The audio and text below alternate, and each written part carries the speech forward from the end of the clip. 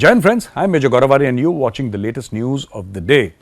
Now, regarding this war between, or at least the bombing that has happened and the ballistic missiles and the cruise missiles and the drones, more than 300 fired by Iran. We covered that yesterday comprehensively and I'm just here to give you the updates. What has happened is that, Israel has said that it will hit back. So, the War Council of Israel says we are ready. And if media reports are to be believed, credible media reports, they have their F-15s, they have their F-16s and they have their F-35s. Now, F-35 is a stealth aircraft. It's a stealth fighter jet. Undoubtedly the finest fifth generation stealth aircraft in the world. There is nothing better than the F-35. The Israelis have that, and the Israelis have the ability to actually fly into Iran, and Iran does not have any radar that can catch the F-35. They say that the signature on the radar of the F-35 is like a golf ball. It is that small. Massive aircraft, signature of a golf ball. How can you even recognize that aircraft? Israel has that capacity. That aircraft is made by Lockheed Martin, by the way. So, here is the thing, ladies and gentlemen, that it will hit back. It has also spoken at the United Nations. It has said that it will form a coalition of people and there will be crippling sanctions on Iran. So, the Israelis are now figuring out how to hit back. Will it be a military strike? Will it be a diplomatic strike? Will it be a strike which has something to do with the economics of Iran? Will it be a combination of any two or any three or any one? That only the future can tell. But Israel is adamant Israel will hit back, irrespective of what the world says. How it will hit back is a matter that that we can debate. Now, there has been a lot of celebration in Pakistan, and these are tweets from some of the Pakistanis.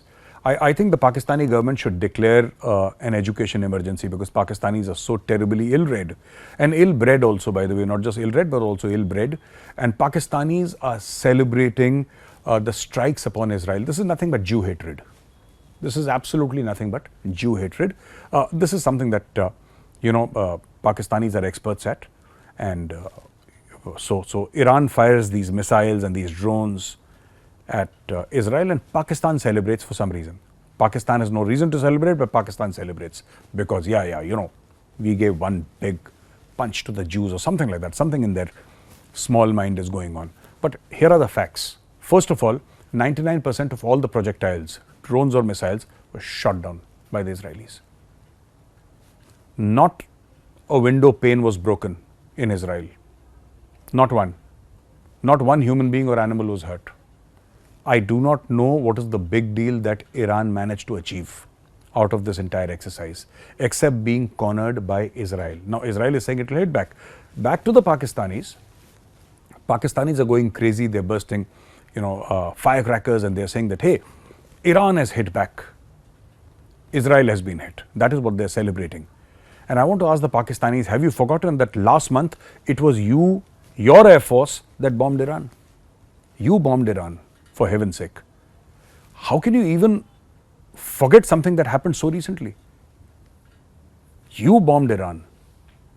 You want to take, suddenly if somebody does something, this is in the Pakistani psychology, because this nation has never heard good news, except for 1992 when they won the Cricket World Cup.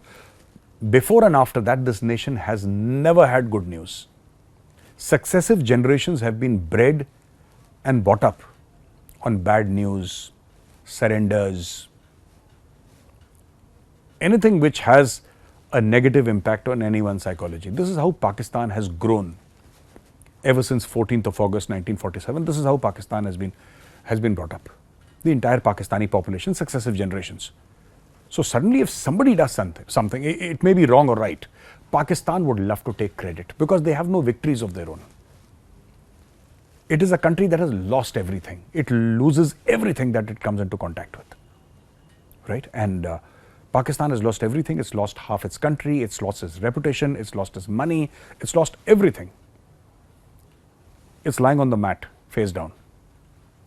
And here, Iran fires 300 projectiles towards Israel. Pakistanis are feeling happy as if they have fired the projectiles. Pakistanis are congratulating Iran, saying that, hey, Iran, very well done. You stood up for the Palestinians. Pakistanis should be asking themselves, What have you done for the Palestinians?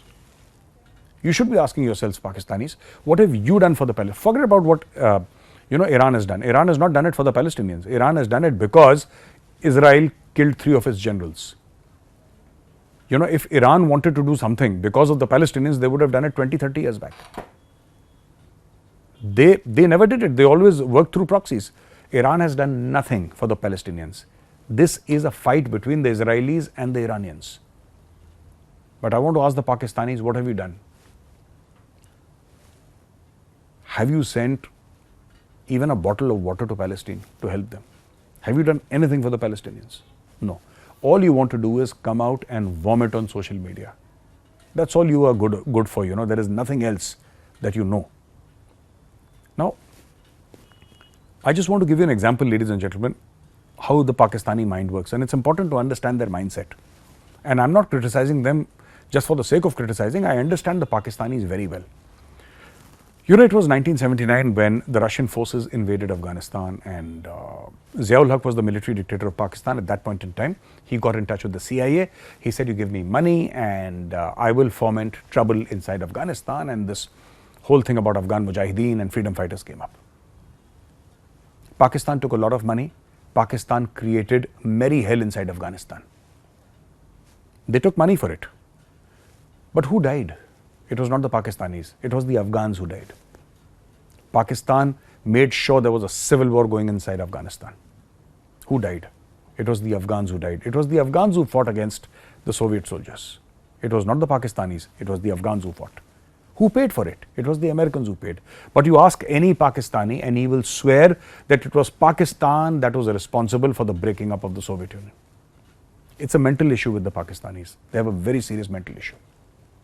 Now, coming to another news, Iranian President Raisi is coming to Pakistan.